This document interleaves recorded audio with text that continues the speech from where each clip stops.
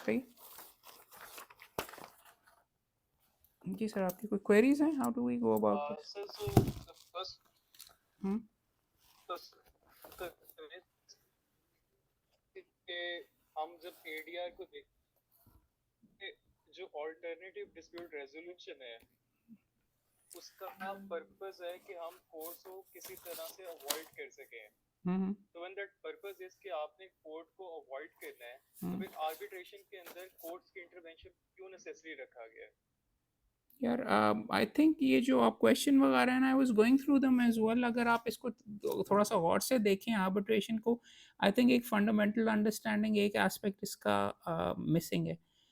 I can थोड़ा सा आप आपस में अगर इंटरैक्टिव अंदाज में कर लें, I hope you guys won't mind. I can give you the answers direct as well, but I would much rather to take you Sure, sir. Around के किस तरीके से होना है। The fundamental Sure, question sir. Is कि आपके पास for example एक क्लाइंट आया, पैसे के लेन देन का मामला है, तो वो आप वकील हो, आपके पास वो क्यों आया? What does the guy want? The guy wants to get his money back. उसको डिक्री वगैरह भी नहीं चाहिए, उसको उसकी जेब के अंदर पैसे चाहिए कि राइट उसको at the end of the day मिले। वो मोहल्ले के बदमाश के पास क्यों नहीं गया? या वो एमएनए के पास लोकल ने क्यों नहीं चला गया? या वो किसी और जगह के पास क्यों नहीं गया? उसके अंदर can you sort of tell me कि what is so special about a court कि वो उनके पास जाने की ज़रूरत होती है? Can you hear me? So because court से जो आपका enforceability होगी, yes sir, I can hear you. हाँ, तो वो So जब ठीक। कोर्ट से enforceability होगी, that is through a legal means. तो वहाँ से आपकी पिन बिकॉज़ देखो बात ये है कि enforcement is also the fundamental cheese. Degree हासिल कर लेना या ऑर्डर हासिल कर लेना काफ़ी नहीं है। The thing is the reason you need to go to court is कि एक फ़ैसला आ गया है, कानून के मुताबिक आया है या नहीं आया, एक 2 पार्टीज़ ने एग्री कर लिया, लेकिन दूसरी पार्टी की जेब में से पैसे कैसे निकलवाने हैं और उसको एक्चुअली ऑक्शन करके आगे कैसे करना है, वो एक्सक्लूसिव ज्यूरिसडिक्शन मौजूद है कोर्ट्स के पास। अनलेस एंड ऑफ कोर्स आप फॉर एग्जांपल कोई ऐसी इब्तदा में सिक्योरिटी ले लें कि जी भाई इतने की डिग्री पास हो सकती है, ये पैसे हैं, ये हमारे पास पड़े हुए हैं, ये हम इसको दे देंगे या वो इसको दे देगा। आर्बिट्रेटर के पास तो कोई पावर नहीं है कि जिसके थ्रू वो कंपेल कर सके दूसरी पार्टी को कि पैसे अदा करो और आगे दो। वो उसके लिए आपको जाना तो फिर भी कोर्ट में ही पड़ेगा, right? So that is why the enforcement वाली चीज के ऊपर what you're doing is you need to take a look at yes sir. arbitration from various different procedure levels as well कि what is it trying to replace? It is trying to replace के जो summons, उसके बाद parties की case और claim और counter claim आया, और उसके बाद एविडेंस का स्टेज, और उसके ऊपर एक टेंटेटिव सा एक अनऑफिशियल बंधन है जिसके बारे में लोगों ने कहा कि यार ये डिसाइड करेगा, वो एक डिसीजन दे देता है। अब उसको क्या कानूनी ठप्पा लगना है कि नहीं, और उसको आगे जाके इस चीज़ के लिए इस्तेमाल करना है कि नहीं, कोर्ट उसको कहे कि इसको हम एनफोर्स करेंगे, ये हमारी बनाई हुई एक डिक्री है। That is why courts have to come in. Because अगर तो एनफोर्समेंट का मैकेनिज़्म भी आपने आर्बिट्रेटर को दिया हो या कोई security as to cost security दी हो, तो चलो वहाँ तक तो वो ऑर्डर कर सकता है कि ये मैं होल्ड किए हुए पैसे मैं इसको दे देता हूँ। मगर जहाँ पे कोई चीज़ बिक के या कोई चीज़ कंपेल करनी है या कोई किसी नौइयत का ऑर्डर वग़ैरह होना है, तो वो तो नहीं हो सकता। वो तो एक आम बंदा वहाँ पे बैठा हुआ है, जिसको स्टेट ने बीच में नहीं दी हुई मोनोपोली के वो फ़ोर्स के ज़रिए, यानी सीपीसी को फ़ॉलो करके उसकी प्रॉपर्टी बेच सकता है, पैसों में कन्वर्ट करवा के इस बंदे से पैसे लेके उसकी जेब के अंदर डाल सकता है या इसके अकाउंट में से निकलवा के उसकी कर सकता है। अवार्ड अगर आप एक प्राइवेटली इश्यू कर लेते हैं, करवा लेते हैं, तो bank is not going to say कि जी अवार्ड की बेसिस के ऊपर मैं हाँ चलेंगे, बिल्कुल सही कह रहे हैं, एक प्राइवेट बंदे ने बैठ के कर लिया, माना कि रिटायर्ड जज है, इसको उठा के इसको दे दिया जाएगा। So for you to basically see you need to understand this कि कोर्ट की इंटरवेंशन तो आनी ही आनी है, अगर इन्फोर्समेंट का मैकेनिज्म आपने आर्बिट्रेटर को नहीं दिया हुआ। सो एक स्टेज के ऊपर जाके रूल ऑफ कोर्ट के ऊपर, या फिर अगर फॉर एग्जांपल करप्ट तरीके से हो रहा है, एक पार्टी ने अपॉइंट ही नहीं किया, एक बंदा खुद ही उठ के कह देता जी मैं आर्बिट्रेटर हूँ और मैंने इस तरीके से प्रोसीड करना है, तो उसको कौन रोक सकता है? एक पार्टी के साथ वो मिला हुआ है, उससे उसने पैसे लिए हुए हैं या वो कोई ऑर्डर वगैरह अवार्ड करना चाह रहा है, तो दूसरी party will go to court and try to appointment करने के लिए, या दोनों पार्टीज ने एक सोलो आर्बिट्रेटर होना, दूसरा अग्री नहीं करती, तो कोर्ट तो जाना पड़ेगा। So what you need to understand is court का फैसिलिटेटिव रोल भी है up to the level of an award, कि जी कोई मसला हो रहा है तो वहाँ पे आप एक लिमिटेड ग्राउंड्स के ऊपर जा सकते हैं। मगर जब आ गया है तो कोर्ट के लिए एक तरीके से ये हुआ है कि एविडेंस और फैसले की हद तक उन्होंने मामला सारे का सारा डिसाइड करके आर्बिट्रेटर ने भेज दिया। मगर कोर्ट ने ये तो देखना है कि हमारे कानून और हमारी रिक्वायरमेंट के मुताबिक हुआ भी है कि नहीं, इससे पहले कि वो ठप्पा लगाए और कहे कि जी हम एनफोर्समेंट करना शुरू कर देते हैं। So that is why the role of the court, I do not think Pakistan के अंदर ख़ास तौर के ऊपर can not be taken out, because enforcement के लिए तो उसके पास जाना ही जाना है। ये आप डेफिनिटली कह सकते हैं कि कोई अवार्ड अगर इश्यू हो गया, तो वो ऑटोमेटिकली रूल ऑफ कोर्ट बन जाना चाहिए, unless someone else goes ahead and proves कि जी ऑटोमेटिक नहीं होना चाहिए और इसमें कोई ओनस आप शिफ्ट कर सकते हैं कि इसमें कोई इलीगैलिटी है। बट वंस अगेन, क्या आप पाकिस्तान के प्रेजेंट सर्कमस्टांसिस में चाहोगे कि यहाँ पे घर बैठे हुए ही चीज़ें बन जाती हैं, जाली डिग्रियां भी बन जाती हैं कि जी आर्बिट्रेशन हुआ और मीनार पाकिस्तान एक बंदे ने दूसरे को भेज दिया और वो प्राइवेट अंदाज में कर लिया, जबकि एक्चुअल आर्बिट्रेशन हुई नहीं, रिकॉर्ड भी सारे का सारा मैन्युफैक्चर कर लिया, तो क्या वो चीज़ ऑटोमेटिकली अवार्ड बन जानी चाहिए कि नहीं पाकिस्तान के सर्कमस्टांसिस में? तो इस कॉन्टेक्स्ट में अगर आप ये सारे के सारे सवाल देखो ना कि कोर्ट का क्या रोल है, तो मेरे नज़दीक तो कोर्ट में जाना ही जाना है। तो arbitration is not a way of avoiding court, arbitration is a way of avoiding court up till the level of passing of a decree. मगर उसको जब ज़बरदस्ती एनफोर्स करवानी है, पासेज ऑफ अवार्ड और एविडेंस में सालों लग जाते हैं, या फिर टाइम बारी नहीं आती, उन चीज़ों को बाईपास करने के लिए है। So it doesn't automatically follow कि सारे शुरू से एंड तक वो होगा। आप अगर आर्बिट्रेशन क्लॉजेस में ये भी लिखते हैं कि parties will be bound by it and will not challenge it, और ये नहीं करेंगे, और ये एक बंदा डिसाइड करे और ये बंदा बड़ा होली है, but fact of the matter is वो उसने सही फैसला किया है कि नहीं। लॉ की भी एक रिक्वायरमेंट है कि अगर उससे कोई ठप्पा लगवा रहा है किसी चीज़ को लीगली कोर्ट से, और कोर्ट ने फिर इन्फोर्स करना है कि इसके अकाउंट में से करोड़ रुपए उठा के उसके अकाउंट में डाल दिया जाए, तो कोर्ट अपनी सेटिस्फेक्शन तो करेगा ना कि जी सब्जेक्ट मैटर इतना मौजूद है भी कि नहीं, एविडेंस बनता भी है कि नहीं, कि उस बंदे ने मिल मिला के मिसकॉन्डक्ट करके ये सारा ट्रांसफर कर दिया। तो ये चीज़ आपको थोड़ी सी देखनी पड़ेगी कि कोर्ट्स को आर्बिट्रेशन में इसलिए इन्वॉल्व होना ही पड़ता है। देयर इज आर्बिट्रेशन थ्रू, और फॉर एग्जांपल पार्टीज नहीं कर रही फाइलिंग ऑफ इसको कहते हैं अग्रीमेंट इन कोर्ट, कि आप अपॉइंट कर दें। अगर कोई गलत प्रोसीड कर रहा है तो कोर्ट वहां से उसको रोकने के लिए, स्टे की पावर कभी भी फॉर एग्जांपल नहीं होती इसके पास, आर्बिट्रेटर के पास। आर्बिट्रेटर कैसे इन्फोर्स करवाए? सो सेक्शन 41 अगर आप आर्बिट्रेशन एक्ट देखो तो you will still go to court, जहाँ पे विदाउट इंटरवेंशन भी हो रहा है, यू विल से कि जी इंटरिम के अंदर ये जो चीज़ है, जो ये पैसे आगे पीछे हो जाएंगे, गारंटी इन्फोर्स हो जाएगी, इन कैश हो जाएगी, सारी चीज़ें, इसको स्टे करें। So once again there are certain rules जिसके अंदर बड़े डंडे वाले या जिसके पास कोर्सिव मेजर्स हैं या power to pass binding orders, जो कि वो कंपेल भी कर सके, जिसकी वायलेशन पे सजा भी हो, आर्बिट्रेटर ऑर्डर कर देता है इंटरिम एक, मैं फिर भी पकड़ के गारंटी इन कैश करवा लेता हूँ बैंक के पास और बैंक मुझे पैसे भी दे देता, तो आर्बिट्रेटर क्या कर सकता है उनके खिलाफ? जबकि कोर्ट का अगर कोई इंजंक्शन आ जाता है 41 के तहत, तो देन यू कैन डू। सो इस स्कीम में आपको आर्बिट्रेशन को देखना पड़ेगा। ये बिल्कुल मिसनोमर है, लोगों का ख्याल है कि कोर्ट अल्टरनेट डिस्प्यूट रेजोल्यूशन का मतलब है कि कोर्ट निकल गई मुकम्मल तौर पे। अगर पार्टीज अग्री कर रही होती हैं तो फिर मीडिएशन में तो वो भी निकल जाती है, कोर्ट में आने की ज़रूरत ही नहीं है। मगर वो उनका जो डिसीजन होती है वो बाइंडिंग नॉर्मली नहीं होती। So stuff like that you need to understand कि एडीआर का एक्चुअल रोल क्या है। तो आपके क्वेश्चंस में थोड़ी-सी उसके ऊपर मुझे कन्फ्यूजन नज़र आ रही थी। Sir, the second part is कि हम ये देखते हैं कि जब आर्बिट्रेशन के लिए the parties go to the court कि हमें आर्बिट्रेटर जो है अपॉइंट कर दें, तो उस प्रोसेस के अंदर काफी उनको टाइम लग जाता है। और उसके बाद जब रूल ऑफ द कोर्ट बनाना होता है, अगर उन्हें इस तरह का लगता है कि आर्बिट्रेटर ने कोई मिसकंडक्ट किया है वेदर इन प्रोसीडिंग्स या उसका अपना मिसकंडक्ट था, तो कोर्ट जो होती है उसके counter affidavit, and if it feels necessary तो उस पर डॉक्यूमेंट्री एविडेंस उसके अलावा भी दूसरा एविडेंस भी मंगवाती है। हुँ। तो ये सारा प्रोसेस जो है आर्बिट्रेशन, क्योंकि एक स्पीडी ट्रायल होना चाहिए था, स्पीडी रेमेडी होनी चाहिए थी, तो वो स्पीडी रेमेडी से निकल के एक लेंथ की प्रोसेस नहीं हो गया कोर्ट जब वहाँ पर इश्यूज फ्रेम कर रही है?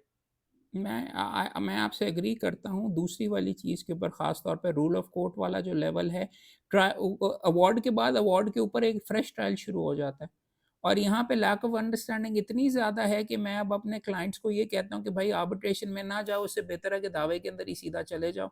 कम से कम वो तो डायरेक्टली एनफोर्सेबल होगा, यहाँ पे तो साल दर साल होता है। बात ये है कि मिसकॉन्डक्ट के लिए ही सामने हर बंदा आके कह देता है जी उसने मिसकॉन्डक्ट किया हुआ है। और हमारी जजमेंट्स आपको ये भी मिलेंगी कि अगर लीगल कानून के मुताबिक कोई चीज़ नहीं डिसाइड की, ज़्यादातर तो होना ये चाहिए कि अगर मिसकॉन्डक्ट जो कि एक हाई लेवल की चीज़ है, तभी आर्बिट्रेशन के अवार्ड को छेड़ा जाए और ऑटोमैटिकली होना चाहिए ऑलमोस्ट। यहाँ पे तो ये होता है कि एक-एक नुक्ते पे इश्यूज़ फ्रेम होने शुरू हो जाते हैं और वही एविडेंस जो सारे का सारा एविडेंस यहाँ पे मौजूद है, वही दोबारा से थ्रैश आउट होना शुरू हो जाता है। और ना सिर्फ ये, बल्कि इंतहा ये चीज़ शुरू हो जाती है। अगर आप आर्बिट्रेशन एक्ट देखें, नहीं कानून शहादत देखें, तो उसके अंदर लिखा हुआ है कि सेक्शन 1 के अंदर कि आर्बिट्रेशन पे नहीं लगता। वो आर्बिट्रेट जो रूल ऑफ कोर्ट के लिए आता है, तो वो आगे ये कहना शुरू कर देते हैं, वो जी कानून शहादत के मुताबिक फ़ोटोकॉपीज़ कहाँ से आ गईं, ये चीज़ें कैसे आर्बिट्रेटर ने देख ली, वो कैसे उस क्राइटेरिया पे, जो कि कानून कहता है कि उसके ऊपर लागू नहीं होना और पार्टीज़ ने एग्री किया है। तो वो बाद में आगे हमारे पास तो ऐसे-ऐसे बीच में केसेज़ आए हैं कि जी वो रूल ऑफ कोर्ट के लिए क्या वो कहता है कि जी आर्बिट्रेशन ही नहीं हुई, आर्बिट्रेटर ही नहीं था। शुरू शुरू से लेके आर्बिट्रेशन के वजूद, मुआहदे की वजूद, डॉक्यूमेंट जमा कर उन्होंने जवाब जमा करवाए हैं, अवार्ड हुआ है, उनका आर्बिट्रेटर एक अपॉइंट हुआ, उन्होंने कहा जी हुई नहीं। और ये गवर्नमेंटल इदारे वगैरह मौजूद हैं ऐसी चीज़ के अंदर। So yes, I agree with you, appointment में तो टाइम नहीं लगना चाहिए, it should almost be mechanical. कि कोर्ट के अंदर आप गए, आप अपॉइंट वगैरह करवाएँ और वो वाली चीज़ आप किसी थर्ड पार्टी को भी दे सकते हैं। फ्रैंकली आर्बिट्रेशन की कोई ऑर्गनाइज़ेशन हो जो कि वो अपॉइंट अपने उसके मुताबिक करे। चैलेंज करने के अंदर चूँकि वो ब उसकी अपॉइंटमेंट भी अल्टीमेटली चैलेंज हो रही होती है अवार्ड वगैरह के अंदर, उस स्टेज के ऊपर आप कर लें। लेकिन once again it is become so horrible in Pakistan कि यार 2-2 3-3 साल आर्बिट्रेशन अवार्ड आप मसा-मसा लड़-लड़ के गोरे को पैसे एज़ इन उसकी फीस वगैरह दे के खर्चे करके सारे आप लेके आए होते हैं। ऐसे I mean absolutely absurd cheese for example ये है कि पार्टी यहाँ पे आर्बिट्रेटर्स बेशुमार न्यूट्रल नहीं होते। एक पार्टी एक अपॉइंट कर लेती है, दूसरा अपना पसंदीदा बंदा या जो कि उससे पैसे वगैरह ले रहा होता है उसको कर लेती है और वो अंपायर एक अपॉइंट कर लेते हैं। फॉर एग्ज़ाम्पल एक डिस्प्यूट ये चल रहा है कि मैं एक केस मैं हैंडल कर रहा हूँ कि अंपायर ने कहा कि ऑपोज़िट पार्टी के आर्बिट्रेटर ने कहा कि जी ₹8 देने हैं, मेरे वाले बंदे ने कहा 10 देने हैं, अंपायर ने आके कह दिया 9 देने हैं। मैं 2 साल से इस चीज़ के ऊपर बैठा हुआ कि पैसे देने भी उन्होंने हैं कि नहीं? अगर उनके आर्बिट्रेटर ने फॉर एग्ज़ाम्पल कह दिया कि 8 देने हैं, तो 8 तो जमा कराओ ना यार, चलाने से पहले। तुम्हारा अपना अपॉइंटेड बंदा ये कह रहा है कि तुमने 8 देने हैं। एस्केलेशन और नुक्ते वगैरह, लेकिन पाकिस्तान के अंदर अलमिया ये है कि वो अव्वल तो आपके सिविल जजेस को पता ही नहीं होता, आर्बिट्रेशन एक्ट पढ़ा ही नहीं होता, वो रूल ऑफ कोर्ट की इतनी मोटी फाइल आ जाती है। अगर आप मैंने किसी की आर्बिट्रेशन रुकवानी है ना, तो मैं फाइल इतनी मोटी करके कर दूंगा, आर्बिट्रेशन की फाइल इतनी मोटी कर दूंगा, मोटे-मोटे कॉन्ट्रैक्ट्स वो उसको समझ ही नहीं आएगी। एस्केलेशन क्या होती है, ये एक्सटेंशन ऑफ टाइम क्या होता है, कंस्ट्रक्शन कॉन्ट्रैक्ट्स क्या होते हैं, फीडक क्या होते हैं, ये सारे के सारे। So there is a problem with capacity as well Pakistan के अंदर। सो पाकिस्तान के अंदर या there are serious problems, but और आर्बिट्रेशन तो मेरे नज़दीक सबसे ज़्यादा इम्पोर्टेंट चीज़ होनी चाहिए, जो बाकी एडीआर वाली चीज़ें उनसे भी ज़्यादा। Because out of all ADR चीज़ें, this is the only one which is potential of being binding.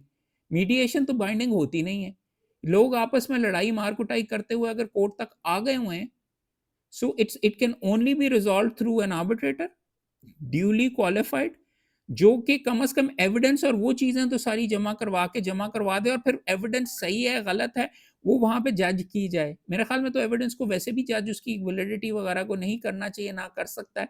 वो वाली चीज़ें सारी आर्बिट्रेटर ने अगर इतनी गलत डिसीज़न दी है कि वो मुकम्मल तौर पे इल्लीगल है, सो एज़ इल्लीगल नहीं, मिसकॉन्डक्ट है। नज़र आ रहा है on the surface of the record कि वो ये कर रहा है इल्लीगैलिटी, फिर ठीक है। अदरवाइज़ पार्टीज़ ने एग्री किया, उसने गलत डिसाइड कर दिया तो कर दिया। आपने एग्री किया था कि उसकी समझ-बूझ के मुताबिक जो फ़ैसला आएगा, वो हमें बाइंड करेगा। ये मुकम्मल तौर के ऊपर यहाँ पे ना तो आर्बिट्रेशन की कॉम्पिटेंसी है, रूल ऑफ कोर्ट के ऊपर सिविल कोर्ट के लेवल पे जाते हैं, वो इतने ज़्यादा पैसे और इतने ख़ास तौर पे कमर्शियल के अंदर, वो देख के वैसे ही कह देते हैं यार बहुत ज़्यादा है। हम तो स्टे बन भी रहा होता तो आपको स्टे नहीं देते, कहते हैं कि जी हाई कोर्ट से जाके करवा लीजिएगा या अपील में करवा लीजिएगा या फिर इस तरीके से मामला।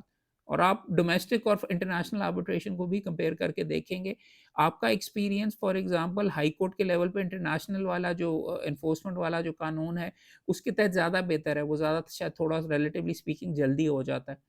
जजेस के पास कम टाइम होता है, महीने-महीने की तारीखें होती हैं, लेकिन वो इतनी रिलेटिवली स्पीकिंग जल्दी होते हैं इंटरनेशनल अवार्ड्स, क्योंकि वो हाई कोर्ट में जाते हैं। डोमेस्टिक अवार्ड्स के अंदर चूँकि सिविल जज के सामने होते हैं, अरबों रुपए, करोड़ों रुपए का होता है मामला और अगर आप गवर्नमेंट के खिलाफ कर रहे हो तो और भी मुश्किल हो जाता है। सो आई एम सॉरी आपके सवाल का जो स्पेसिफिक क्वेश्चन था, I basically told you where all of the problems lie. But in answer to ये किन सिचुएशन के अंदर बहुत नेसेसरी होती है करने के लिए अपॉइंटमेंट ऑफ आर्बिट्रेटर के अंदर, जहाँ पे पार्टीज अपॉइंट नहीं कर सकी, तो वहाँ पे तो आपको इन्फोर्स करना पड़ेगा। अगर दूसरी पार्टी नहीं कर रही तो 34 की you can go ahead and file a suit, 34 की एप्लीकेशन के ज़रिए स्टे करवा के वो that is another mechanism as well that you utilize. Sir ये रिसेंटली जस्टिस जवाद असर ने एक जजमेंट पास की है जिसके अंदर उन्होंने कहा है कि सेक्शन 34 के अंदर जो आपने एप्लीकेशन देनी होती है स्टे करवाने के लिए, उसके अंदर ये देखा जाएगा कि अगर आपने कोई प्रोसीडिंग्स के अंदर कोई स्टेप लिए। स्टेप ले भी लिया है, बट तो अगर आपने वो स्टेप लेकर भी मगर सिर्फ आर्बिट्रेशन के लिए स्टेप लिया था कि आपने जजमेंट एप्लीकेशन दे दी कि हमें नेक्स्ट डेट तक का टाइम दे दें कि हम सेक्शन 34 की एप्लीकेशन दे दें, हुँ। तो that would still not count as a step in proceedings. तो मगर कोर्ट इसके अंदर भी काफी कंफ्यूज्ड है और कोर्ट जो होती है कि ये कह कर कि आपने एडमेंट ले ली थी तो सेक्शन 34 ये कंडीशन मीट नहीं हो रही, तो कोर्ट जो होती है खुद जुरिस्डिक्शन जो है वहां पर अज्यूम कर लेती है। सर इज दिस करेक्ट या यहाँ पर एक गलत करी है कोर्ट? यार देखो, मुख्तलिफ स्टेजेस के ऊपर स्टेप इन द प्रोसीडिंग्स के ऊपर भी काफ़ी आपको कॉन्ट्रडिक्टरी जजमेंट्स मिलती हैं, बल्कि बहुत ही ज़्यादा, वो हद से ज़्यादा इसके आउट ऑफ द बात तो ये है कि उसमें देखना तो ये चाहिए कि पार्टी ने इंटेंशन शो की कि इस यहाँ पे कोर्ट की की जुरिस्डिक्शन एक्सेप्ट की, डेट ले ली तो मानी जाएगी कि नहीं। अगर आपने वैसे कुछ और कह दिया, ड्यू कोर्ट्स के अंदर हो गया, आपको मुख्तलिफ जजमेंट्स मिलेंगे। जवाद साहब की भी मैंने जजमेंट देखी। मैं आपको एग्ज़ाम्पल एक ये देना चाहता हूँ कि एक अवार्ड आई एम हैंडलिंग अ को के एक इंटरनेशनल बॉडी ने एक अवार्ड पास किया और मैंने एक एप्लीकेशन ये जमा करवाई कोर्ट के अंदर कि अगर मैं 34 की एप्लीकेशन जमा कराता तो मैं इसका मतलब है कि जी आप सुन सकते हैं, आप स्टे कर लें यहाँ पे, आप अपना हाथ यहाँ पे रोक लें। और ये जो इसको कहते हैं आर्बिट्रेशन, इंटरनेशनल आर्बिट्रेशन का बीच में अगर पड़ा हुआ था क्लॉज़ वगैरह, आप ये वहाँ पे मेहरबानी करके भेज दीजिए। अवार्ड नहीं हुआ था, सॉरी मैं गलत कह रहा हूँ।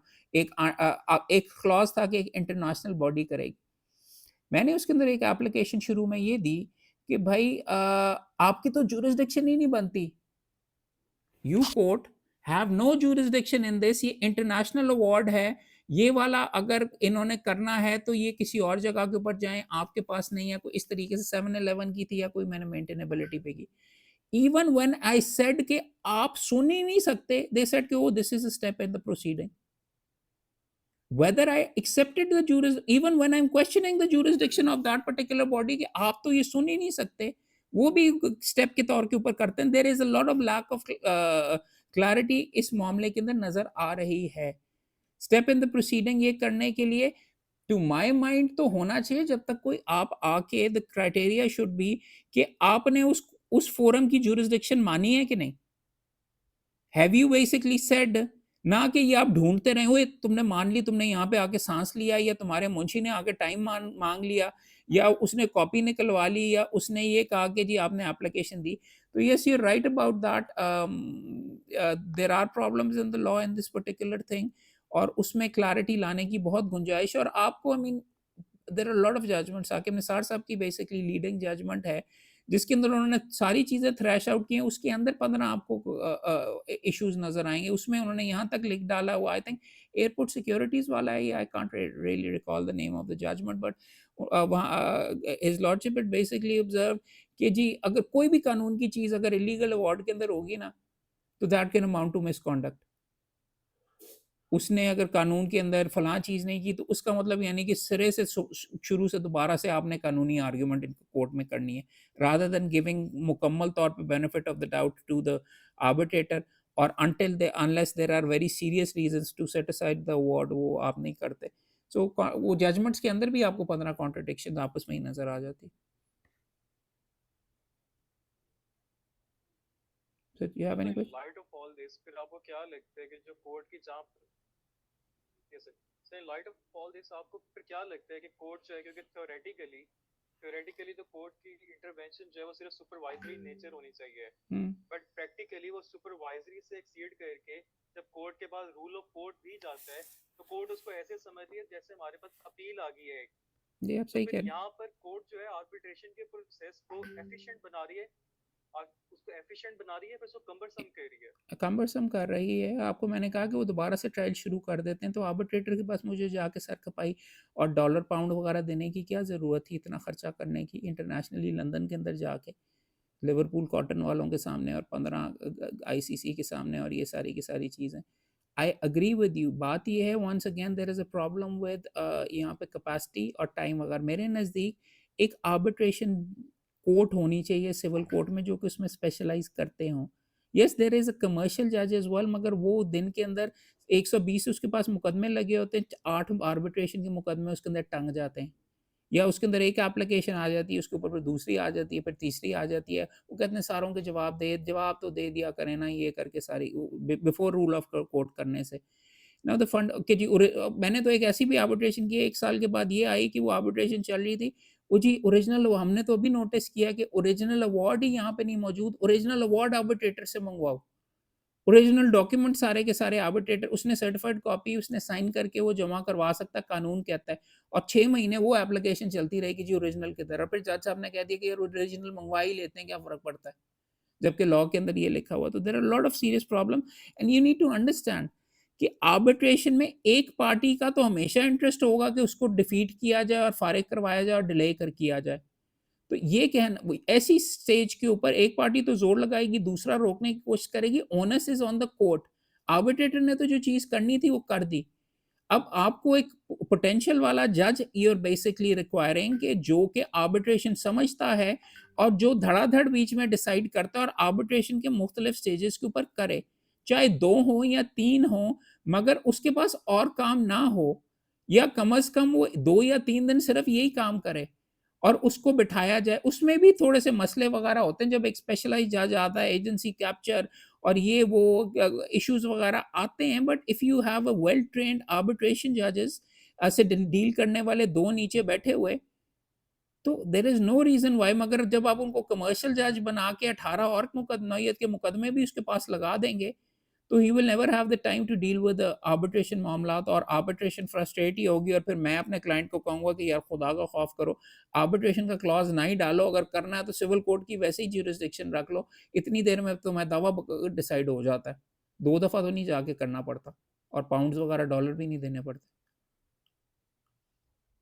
हाँ, थैंक यू सर। हमजा, अगर आपका कोई क्वेश्चन है तो आप पूछ लो।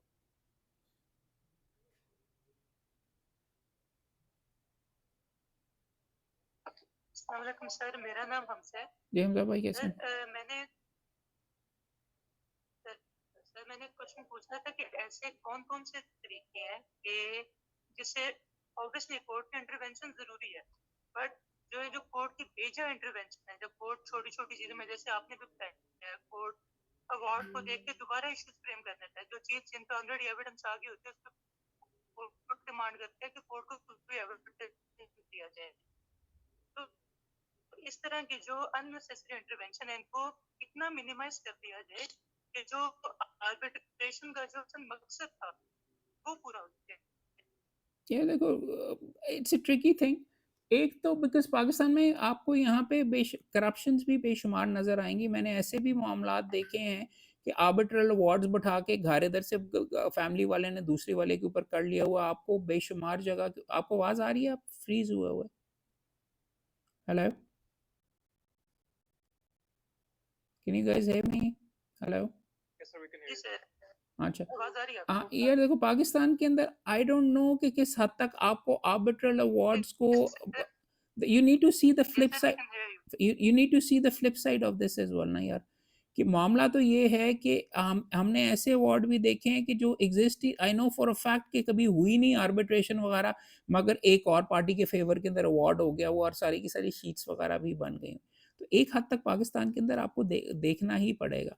वन्स अगेन अगर कॉम्पिटेंट जज है, अगर आपने ये चीज़ रख ली हुई है, फॉर एग्ज़ाम्पल फर्स्ट थिंग बेजा इंटरवेंशन आप जो कह रहे हैं एक करने के लिए, there are very easy ways to deal with that as well, कि अगर आपके आर्बिट्रेटर ने 8 लाख रुपए ऑर्डर कर दिए, दूसरे ने 10 किए और उसने अंपायर ने 9 किया है, तो 8 तो जमा कराओ जो तुम्हारे आर्बिट्रेटर ने किया है। वो वाले पैसे, ताकि आगे पार्शल वगैरह, पार्शल डिक्री पास करना, ये चीज़ें वगैरह सिम्प्लीफाई की जा सकती हैं। अब क्या वो चीज़ इंटरवेंशन भेजा है कि नहीं, इट डिपेंड्स ऑन आप कौन-सी पार्टी की साइड के ऊपर से हैं, या आप डिले करने की कोशिश कर रहे हैं कि नहीं। इसीलिए मेरे नज़दीक जो स्कीम ऑफ आर्बिट्रेशन एक्ट 1940 है, आई थिंक फॉर पाकिस्तान के सर्कमस्टांसेस के अंदर वो सही है। मगर उसके ऊपर एप्लीकेशन इस तरीके से होती है, आप ना दें, अगर आप आर्बिट्रेशन के लिए ही बैठे हुए हैं, तो ठीक है 2 दिनों की तारीख दे के डिसाइड कर दें सीएम। कल परसों एप्लीकेशन दो, महीने-महीने की देने का तो नहीं कोई तुक ना। मल्टीपल मौके देने का तो कोई तुक नहीं ना। या फिर आप ये कह दीजिए कि ये जो चीज़ें वगैरह हैं वो सारी की सारी हम मेन हम अलहदा एप्लीकेशंस एंटरटेन नहीं करेंगे, जैसे 711 सीपीसी की अमेंडमेंट में हुए हैं, वो हम जो अवार्ड देख रहे होंगे उसके अंदर आप ये लिख के अवार्ड को चैलेंज करने वाले पे लिख लें, सारी एक ही बारी में डिसाइड करेंगे। Why do you have to entertain अलहदा miscellaneous applications other than CM, वो सेक्शन 41 की जो सीएम्स है जो कि प्रोटेक्शन ऑफ सब्जेक्ट मैटर और स्टे के नुक्तों के ऊपर होते हैं, तो there are ways to go around this as well, और लॉ में ये थोड़ी सी फाइन ट्यूनिंग हो सकती है। But to my mind Pakistan के अंदर 1940 के एक्ट को इंडिया ने खैर वो गिव अप कर दिया, वो उन्होंने थोड़ा सा अपना चेंज किया हुआ है। But to my mind fine tuning करके इतना भी कोई मुश्किल काम नहीं है इसके अंदर इसको करना, और आर्बिट्रेशन में सारा एविडेंस तो सारा जमा होके आपके सामने आ गया हुआ है। तो आप जल्दी बैठ के वो सारे का सारा ठीक है, को जिसका जो भी इश्यू है वो पकड़ के यहाँ पे आप सारे का सारा इधर डिसाइड कर दें, उसी की बेसिस के ऊपर। What stops you from actually deciding, even अगर आपने अवार्ड भी फॉर एग्ज़ाम्पल सब कुछ खोल लिया, तो 3 दिनों में डिसाइड कर दो भाई। सारी चीज़ें आपने दोबारा से री-हियरिंग, री-आर्गुमेंट्स ये करने, आप अगर एक्सक्लूसिवली वहाँ पे आर्बिट्रेशंस के लिए आपके जजेस बैठे होंगे, तो ठीक है। इंग्लैंड, अमेरिका के अंदर तो ये होता है कि अगर सिविल मुकदमा एक दफ़ा फाइनल हियरिंग आर्गुमेंट्स वगैरह के लिए एविडेंस के बाद आ गया, तो फिर वो नॉन स्टॉप ही चलता है, डिग्री तक पहुँचता है। कोई एडजर्नमेंट नहीं, कोई सिलसिला नहीं, तो यहाँ पे भी यही कट्स किया जा सकता है। सो इस मामले पे आप देख सकते हैं। तो sorry to cut you off sir, meeting का 1.5 मिनट का टाइम रहेगा, अगर आप कहते हैं तो मैं एक और मीटिंग जनरेट कर लूँ। हाँ, आप अलहदा जनरेट कर लीजिएगा, वो आप मुझे लिंक भेज दीजिए, उसके मुताबिक भी देख लेंगे, ठीक है? मैं आपको लिंक भेज देता हूँ। ओके, पूछिए क्या सवाल है?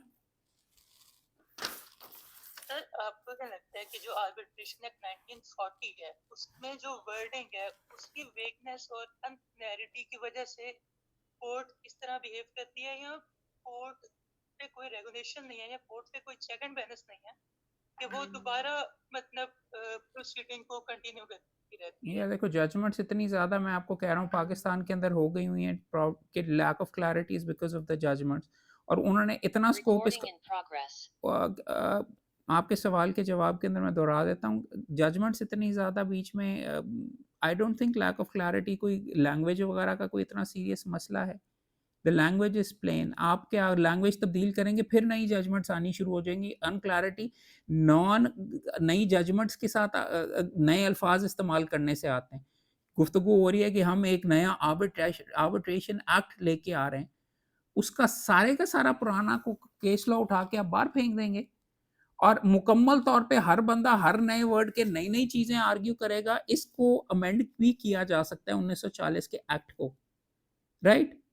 बात ये है जो अल्फाज जिनके मतलब वगैरह ऑलरेडी सेटल हो चुके हुए हैं, इंडियन जजमेंट्स, पाकिस्तानी, ये सारे के सारे करके यू पाकिस्तान के अंदर तो ये तरीका शुरू हो चुका हुआ है कि फॉर एग्जांपल आपको अगर कंपनीज ऑर्डिनेंस 1984 के ऊपर मसा सारी दुनिया ने इतनी मोटी किताब पढ़ी और जजमेंट्स पढ़नी शुरू की, उन्होंने एक वन फाइन डे पता चला कि किसी का दिल था, तो उन्होंने कंपनीज एक्ट 2017 सब कुछ बदल डाला अपनी मर्जी से। क्या ज़रूरत थी, कोई वजह थी? लॉ का मज़ाक नहीं है, इट्स नॉट अ जोक कि यू जस्ट टर्न अराउंड कि जी डोनर ने कहा है कि जी पाकिस्तान में नहीं चल रही तो हम जो कानून है उसको अमेंड करने की जगह पूरा नया कानून कर लें ताकि वो सिरे से फिर से पढ़ना शुरू करें। पुरानी आपकी जो टेक्स्ट बुक्स और ये जो गुफ्तगू है सारी रिडंडेंट ज़ीरो। सारी जजमेंट जो हैं वो सारी की सारी ज़ीरो। ये तो हो गया। मैं आप कह रहे हो ना कि क्या किस तरह करना चाहिए? आपका क्वेश्चन थोड़ा-सा सॉरी सॉरी पहले का था, आप ये मेरे से पूछ रहे थे कि क्या अल्फ़ाज़ की क्लैरिटी वगैरह वेगनेस की वजह से ही हो रहा है? भई 1940 से कानून चल रहा है, वो जो अल्फ़ाज़ हैं सारों जब से अभी तक वही चल रहे हैं जजमेंट्स की वेगनेस की वजह से। और लोगों को समझ ना आने की वजह से ये सारा डिले हो रहा है। कानून के अंदर अभी भी मेर more than sufficient I think there is clarity. There are no serious इतनी ज़्यादा भी कोई मसले नहीं है। हम बस डिसाइड नहीं करना चाहते, इतनी मोटी फाइल आ जाती है सामने, तो उसके ऊपर ही आप बीच में ये सारी की सारी करते रहते हैं और वहाँ पे जाता है जहाँ पे लोगों के पर जलते हैं। एक तरफ से बहुत बड़े वकील एक्चुअली एतजाज़ अहसन साहब पेश हो रहे हैं, दूसरी साइड से रज़ा काज़िम हो रहे हैं। जज कहता है कि यार मैं उन केड़े दे खिलाफ डिसाइड करा ठीक है, मुझे अपनी ट्रांसफ़र होने तक बीच में ही इसको वैसे ही लंबा करते रहते हैं, डेटें डालते रहते हैं।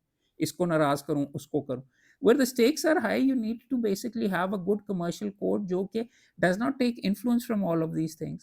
आपको मैंने पहले एग्ज़ाम्पल दिया कि क्लैरिटी वगैरह तो है सेक्शन 41 में स्टे की पावर तो उसके पास मौजूद है जज के पास, लेकिन वो कहता है यार मेरे पर चलते हैं। लोगों ने कहना है कि मैंने पैसे लेके करोड़ों रुपए की गारंटी बीच में स्टे कर दी है, तो मैं तो नहीं स्टे दूँगा मोहम्मद भाई आपको पता है आप हाई कोर्ट से मोहम्मद साहब आपको हाई कोर्ट से अच्छा मिल जाएगा। आपको स्टे तो मिल ही जाएगा और मिल भी जाता है फिर। तो फ्रैंकली मामला ये है कि वो अजीबो-गरीब जो हमारी कोर्ट की और मसले-मसाइल हैं, वही यहाँ पे आके इन्फेक्ट करते हैं आर्बिट्रेशन के मामलात को भी। वन्स अगेन अगर सिक्योरिटी एज़ टू कॉस्ट्स वगैरह अगर हों और पार्टी से पैसे वगैरह जमा करवाए जाएँ या कोई मामलात वो उस तरीके से लाइन के ऊपर हों, तो शायद बेहतर हो कि जो जीता भी होता है वो कुछ तो जीत जाए, ना कि वो मुकम्मल तौर पे ज़ीरो पे ही बैठा रहे इतने खर्चा करने के बाद भी। सर मेरा एक लास्ट क्वेश्चन है सर कि आपको फिर आपके नज़दीक ऐसे कौन से नेगेटिव कॉन्सिक्वेंसेस हैं जो कोर्ट के इंटरवेंशन से प्रैक्टिकली आर्बिट्रेशन के ऊपर हो रहे हैं? रूल ऑफ कोर्ट ही नहीं बन रहा, डिग्री करके इन्फोर्सेबल ही नहीं रहते, सारे अवार्ड्स आर रेंडर्ड अनइन्फोर्सेबल। बाकी चीज़ें 19-20 की होती हैं, उनको एक्सपेडाइट करें। मैं आपको फिर ये कह रहा हूँ कि arbitration has become such a completely useless thing in Pakistan. It should be the one of the best things. अगर फॉर एग्ज़ाम्पल एडीआर की आजकल काफ़ी बातचीत वगैरह हो रही है, they should be promoting arbitration यार। नॉन नॉन बाइंडिंग मीडिएशन करने से क्या वो बंदे एक-दूसरे के पहले सर फाड़ रहे हैं। अपना आप ट्रक की बत्ती के पीछे लगा के 6 महीने और ज़्यादा आप डिले कर देंगे।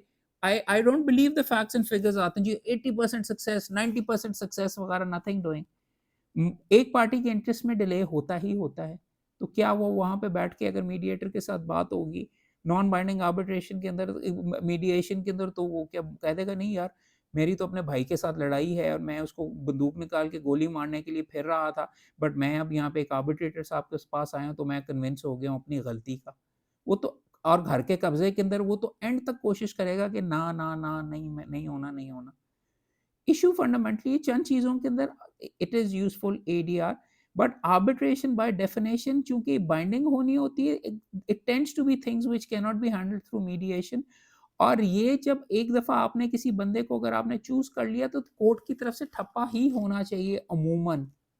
Unless on the face of it नज़र आ रहा है और एलिगेशन ये है कि आर्बिट्रेशन ही नहीं हुई, उसको कट करने के लिए आप आर्बिट्रेशन की वीडियो बना सकते हैं, पार्टीज़ की अपीयरेंसेस इंश्योर कर सकते हैं, ऑडियो रिकॉर्डिंग्स कर सकते हैं। Those are steps you can work into this arbitration के कानून के अंदर। Don't throw the baby out with the bath water. तो कोर्ट्स की जो इंटरवेंशंस हैं, कई जगह के ऊपर ज़रूरी भी हैं। मैंने ऐसी प्रॉपर दूसरी साइड से भी मैं कर रहा हूँ कि आई एम टेलिंग यू कि जी वो रिश्तेदार को उन्होंने अपॉइंट भी नहीं किया था और रिश्तेदार आर्बिट्रेटर बन के उसने घर दूसरी पार्टी के खाते के अंदर कर दिया हुआ है और वहाँ पे वो रूल ऑफ कोर्ट भी आराम से बन गया पढ़ के जी तामीलें नहीं हो रही, तामीलें रोक के रूल ऑफ कोर्ट भी उसको बनवा लिया गया और घर खाली करवाने के लिए आ गए। So you need to see Pakistan में क्या होता है, there are two sides to the coin. I definitely don't want कि कोर्ट्स को जहाँ पे इंटरफेयर करना चाहिए वहाँ पे ना करें।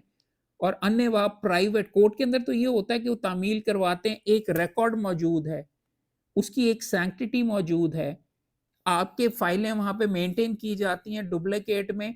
यहाँ पे क्या है, अगर घर बैठ के ड्राइंग रूम के अंदर ही अगर आपने आर्बिट्रेशन में करना है, तो there is a lot of corruption, that potential for corruption there as well, जो जिस तरीके से हो सकता है। और अगर आपने आर्बिट्रेशन को वाइड स्प्रेड करना है, बड़े वाले तो जो मुआहदे वाले होते हैं वो तो एग्ज़ीक्यूट करवा लेते हैं, उन्होंने तरीका ही ये रखा है, उन्होंने तरीका ही ये रखा है आज के अब से कि हम फॉरेन आर्बिट्रेशन की तरफ जाएँगे, मामला पाकिस्तान का है, फॉरेन आर्बिट्रेशन करेंगे और ताकि उसकी एनफोर्समेंट के लिए जाना ही हमें हाई कोर्ट के अंदर पड़े, वहाँ पे भी फिर भी चल जाता है मामला। और कोर्ट्स वहाँ पे इतने ज़्यादा इंटरफेयर नहीं करते, मगर वहाँ पे भी कई दफ़ा कर लेते हैं। So it's not as simple as जो आप ये सवाल वगैरह कर रहे हैं, it depends on the context कि whether the interference is merited और नॉट, उसके मुताबिक ही चलेगा।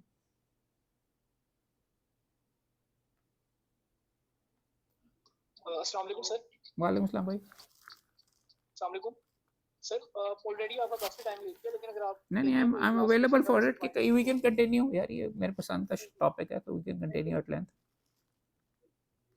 सर ये क्वेश्चन ये था मेरा कि जिस तरह हम देखते हैं, आपने भी कहा जब फंड्स का वोट पास हो जाता है आर्बिट्रेटर से, तो जब वो आपने कहा है जिस तरह एक जो कोर्ट है, सिविल कोर्ट्स होती है, उनको एक सुपरवाइजरी जुरिस्डिक्शन दी गई है, उनका वहीं तक काम है, जैसे आपने कहा कि हाईली मिसकंडक्ट यहाँ पे हो रहा है आर्बिट्रेटर के भी पे या फिर आर्बिट्रेशन प्रोसेस के भी पे, तो वो उसको सुपरवाइज करेंगी कोर्ट्स, तब वो इंटरफेयर कर सकती है, इंटरवीन कर सकती है। तो अगर हम ये देखें तो ये एक तरह इटसेल्फ एक राइट ऑफ अपील की तरह की उसके मतलब सिमिलरिटी है उसके साथ, जो आपको कोर्ट एक सुपरवाइज कर रही है अगर आप हाईली मिसकंडक्ट कोई हो रहा है आर्बिट्रेटर के भी तो फिर जब ये सारा प्रोसेस हो जाता है, उसके बाद आपको right of appeal high court में जाना, फिर ना सिर्फ यहाँ फिर और ऊपर सिविल जो अपील होती है सुप्रीम कोर्ट तक भी आपको राइट दिया जाता है। तो ये सारा प्रोलॉन्ग नहीं कर रहा है इस आर्बिट्रेशन प्रोसेस को, इसको क्या करें कोर्ट के लेवल पे? तो अगर आप बैठ के किसी ने तुम्हारे घर को बीच में आगे किसी और को ट्रांसफ़र कर दिया, तुम्हें पता भी नहीं लगा, और उसको क्या कहते हैं, तुम्हारा घर खाली करवाने के लिए रूल ऑफ कोर्ट बनवा के वो आ गए, तो आपके ख्याल में आपके पास राइट ऑफ अपील नहीं होना चाहिए या आगे जाके चैलेंज करने के लिए नहीं होना चाहिए? बात तो ये है कि स्टे वगैरह और उसको उसकी इम्प्लीमेंटेशन रुकती है कि नहीं, और पुटिंग इनटू इफेक्ट रुकती है कि नहीं। That is the thing you need to appreciate in this thing as well. Supreme अगर कोई इलीगल चीज़ है, that should not necessarily stand, अगर फ्रॉडुलेंट के लेवल तक। अगर 19-20 वाला सिलसिला है, तो वहाँ पे यू चोज़ द पर्सन, उसने आर्बिट्रेटर है, उसने अब कर दिया, तो ठीक है। कोर्ट ने अब आर्बिट्रेटर अपॉइंट किया, उसकी एक्सपर्टीज़ है कि नहीं, वो मुकम्मल तौर पे वेला था, मामला इंजीनियरिंग का था, उसको पता ही नहीं था एक्सटेंशन ऑफ टाइम क्या होती है, और ये क्या उसको कहते हैं वेरिएशन इन प्राइसेस क्या होती है, वो अजीबो-गरीब उसने अवार्ड कर लिया, तो वो भी ऑटोमैटिकली कम अज़ कम होना तो चाहिए। ग्रॉस मिसकंडक्ट वगैरह आप ये पॉइंट आउट तो कर रहे हो, but fact of the matter is Pakistan के मामलात में मैंने दोनों साइडों से देखा हुआ है। All I keep saying is कि जो भाई जो भी डिसाइड करना है, कोर्ट ने जल्दी डिसाइड कर दे। सुप्रीम कोर्ट तक 6 महीने, साल तक डिसाइड कर दे। फ़ौरन कर दे, स्पेशल बेंचेस के ज़रिए डिसाइड कर दे, और वो सिर्फ़ ये वाले मामलात कर दें, क्योंकि ये हमने वैसे ही जल्दी डिसाइड करवाने थे। आई एम सेइंग कि ये सारे मामलात एक ही झटके के अंदर 3 दिन लगातार सुन के कर दीजिए। 1.5 दिन सुन के कर लीजिए, और आर्बिट्रेशंस ही इस कोर्ट के पास या इस सिविल जज के पास आएँ, वो करके, वो तरीका है। आई एम नॉट अगेंस्ट पाकिस्तान के अंदर ये रेमेडीज़ वगैरह देना। आई एम डेफिन और ये जो एक राइट तो आपका फंडामेंटल राइट है यार, राइट ऑफ अपील एक तो होना ही चाहिए। यहाँ पे वो भी आप गिव अप कर रहे हो, आप कह रहे हो कि चलो ठीक है, अगर ग्रॉस चीज़ कोई नज़र आती है, तो वो तो कम से कम उसके अंदर तो देखना चाहिए। और यहाँ पे ऐसे-ऐसे अवार्ड्स देखे हैं कि रोंगटे खड़े हो जाते हैं। करोड़ों के, अरबों रुपए के, घर इधरों-उधर कर देता है ये सारे का सारा। So I am not against supervision, नहीं, ख़ास तौर पे अगर किसी चीज़ को एनफ़ोर्स कराना है, कोर्ट ने अपने ठप्पे से रूल ऑफ कोर्ट बना के कि ये मेरा अब आज के बाद है, और उसको एज़ अ डिक्री एग्ज़ीक्यूट करवाना है, तो कोर्ट की कुछ तो रिस्पॉन्सिबिलिटी है कि वो पहले ये सारी की सारी चीज़ें देखें और कहे कि ये है भी कि सही कि नहीं। सो आपसे मैं थोड़ा-सा डिसएग्री करूँगा, ये जो एकेडमिक पर्सपेक्टिव है ना कि हम आपस में बैठ के कर लेते हैं, you need to look at the facts and figures. दूसरी चीज़ें ये है, आपके सामने मैं ये भी बताता हूँ कि आपने ये it's very well and good कि आपने बहुत इंसाइटफुल क्वेश्चंस किए, are they based on actual facts? Are they based on actual number of arbitration which are pending? आप जाके उनसे मांग के तो देखें कितने हैं, किस स्टेज पे रुक रहे हैं, क्या एक एवरेज के अंदर कितना टाइम लगता है? You need to analyze the actual facts. आपके वहां पे आपको ये डेटा वो देंगे ही नहीं, आप मांग के देख लीजिए। सीनियर सिविल जज से वो कहते हैं कोई टॉप सीक्रेट ये मामलात हैं। वंस यू टॉकिंग अबाउट ना अंदाजे से, मेरे फॉर एग्जांपल 5 केसेस हैं, वो रूल ऑफ कोर्ट नहीं बन रहे। एक केस है जिसके अंदर सेटिंग असाइड वगैरह का मामला सीरियस नौयत का, तो मैं कहूँगा कि सारे अवार्ड्स रूल ऑफ कोर्ट बनने चाहिए, क्योंकि मेरा काम तो रूल ऑफ कोर्ट वगैरह और इस साइड से। सो बात ये है, दुनिया में जो पॉलिसीज और आप जो सवालात मेरे से कर रहे हैं, they are all based on the individual का अपना बीच में एक्सपीरियंस। वो जिस नौयत का, जिस अंदाज के उसके क्लाइंट्स होंगे, वो आपको इस साइड से करेगा। बात ये है कि पॉलिसीज और ये जो आप चीज रिसर्च कर रहे हो, it needs to be based on actual facts, जो कि ऑब्जेक्टिवली आप एग्जामिन करके देखें कि भाई ऑन एवरेज कितना टाइम लगता है, किस नौयत की एप्लीकेशंस आती हैं डिले करवाने के लिए, ये मेंटेनेबल होनी चाहिए, ये नहीं होनी चाहिए, then you talk about it. किस नौयत का फ्रॉड हो रहा होता है, कितने अवार्ड सेटिसाइड हुए हैं। So once you take a look at all of this data, then you will be in a better position to even the stuff that I am telling you right now. मैं अकले कुल नहीं हूं, मैं अपने experience की basis के ऊपर कर रहा हूं, और वो भी जिस नौयत के मेरे क्लाइंट्स थे। सो अगर मैंने कोई सारे के सारे, मेरे क्लाइंट का रूल ऑफ कोर्ट 5 साल से रुका हुआ है और मैंने कोई फ्रॉडुलेंट मामला नहीं देखा, तो मैं कहूँगा ज़रूरी है यार सारे ऑटोमैटिकली बीच में रूल ऑफ कोर्ट बन जाना चाहिए, दूसरी पार्टी आके चैलेंज करे। अगर मैंने दूसरी साइड से बीच में देखा हुआ है कि जी वो आर्बिट्रेशन हुई नहीं, और अवार्ड भी, आर्बिट्रेटर भी मर गया हुआ, और उसका अवार्ड एक आ गया कि जी उसने ये अवार्ड दे दिया था जिसके अंदर ये इतने करोड़ों रुपए का ये सारा हो गया, और ये देखें सारे 7 डॉक्यूमेंट्स थे। तो आप अगर उधर से वकील हैं तो आप कहेंगे सवाल ही नहीं पैदा होता, आर्बिट्रेशन चीज ही गंदी है, कोर्ट के अंदर खुली कोर्ट के अंदर एविडेंस होना चाहिए।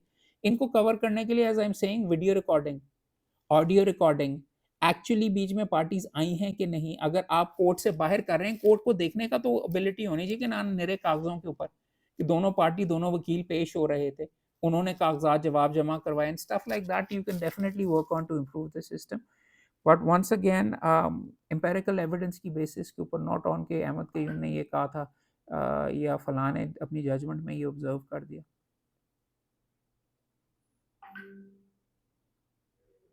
Thank you so much, sir. Thank you for your time, sir. Thank you. Are we done? Yes, sir. Yes, sir. So Thank you so much. have I managed to fix the Recording arbitration का start. चीज़ है यहाँ पे सारा मुकम्मल तौर पे। Arbitration की Sorry, revolution sir. आएगी। मैं वो कह रहा हूँ आर्बिट्रेशन की फिर अब रेवोल्यूशन आने लगी है, सारा कुछ तुम फिक्स करने लगे तुम सारे। Yeah, you guys need to take a look. अब तो रिकॉर्डिंग ऑफ हो गई, you guys to probably need to take a look at the data as well इस चीज़ के अंदर। फैक्ट्स क्या हैं? Hello Yes, sir. Yes, sir. We can hear you. यार एक तो मैसेजेस, या I should have kept this on airline वगैरह। ये जो अगर if you want to make it very useful ना, you need to look at the data, you need to look at कितने केसेस पेंडिंग है कमर्शियल कोर्ट्स वगैरह में, किन किन स्टेजेस पे हैं, एंड एनालाइज कितनी सीएम्स ऑन एवरेज आती हैं, किन नौयत के कितने रूल ऑफ कोर्ट बन रहे हैं, कितने नहीं बन रहे। तो then you will be able to tell के क्या सिलसिला है और क्यों डिले हो रहा है, किस नौयत पे हो रहा है। अगर उसने जज ने साल के अंदर हेयरिंग्स ही 6 की हैं, 2-2 महीने की तारीखें दे रहा है, that the problem is with the dates. अगर वो जज जाके वो दे रहा है 25 साल के अंदर उसने बीच में हेयरिंग्स वगैरह की हैं, बट सीएम्स मल्टीपल आ रही हैं, तो then you need to limit the CMs, right. So you need to analyze empirically actually cases वगैरह के अंदर क्या हो रहा है, then you will be in a better position to formulate some sort of strategy अपना ये जो भी आप पेपर तैयार कर रहे हो, राइट। वैसे ये जो नया कानून आया है उस पे, उसके बारे में नहीं आपने पूछा। Have you guys seen the new law जिसका ड्राफ्ट यहाँ पे सर्कुलेट हो रहा है? Yes, sir. सर वो हमारी बेसिकली जो हमारा रिसर्च प्रोजेक्ट है उसकी स्कीम से थोड़ा सा आउट हो रहा है अभी, क्योंकि हमारा सिर्फ बेसिकली ये देखना है कि आर्बिट्रेशन प्रोसेस में कोर्ट एफिशिएंसी जो है वो प्ले करी है कि नहीं करी। ये तो देखो, 20 उसके जवाब में आपके ख्याल में 20 जिन्होंने कानून बनाया है या वो तब्दील वगैरह किए, उन्होंने एक्चुअली जाके ये फैक्ट्स वगैरह, चलो आपने नहीं डेटा देखा, उन्होंने देखे, और ये तो उन्होंने कानून एक नया बना के दे दिया जो कि मुकम्मल तौर पे नया कानून है, जो कि किसी ने जो पढ़ा भी नहीं होगा, किताबें भी उसकी नहीं छपी होंगी, ये सारे के सारे जो पुरानी चीज़ है और मुकम्मल तौर के ऊपर आप 1940 का कानून अभी तक लोगों ने नहीं प्रॉपर्ली पढ़ा हुआ या जजमेंट्स वगैरह वो as I said before will be back to zero, throw the baby out with the bath water. Amend करना चाहिए था कानून को। ठीक है बॉयज, थैंक यू सर। चलो इट वाज प्लेजर यार, Thank you so अच्छी much, बात है माशाल्लाह, छा जाओ, best and the brightest. I was very impressed आपके सवालात से। Thank you sir. Thank you, जीते थैंक रहो। You so much sir. Thank you. अल्लाह हाफिज़ सर। आप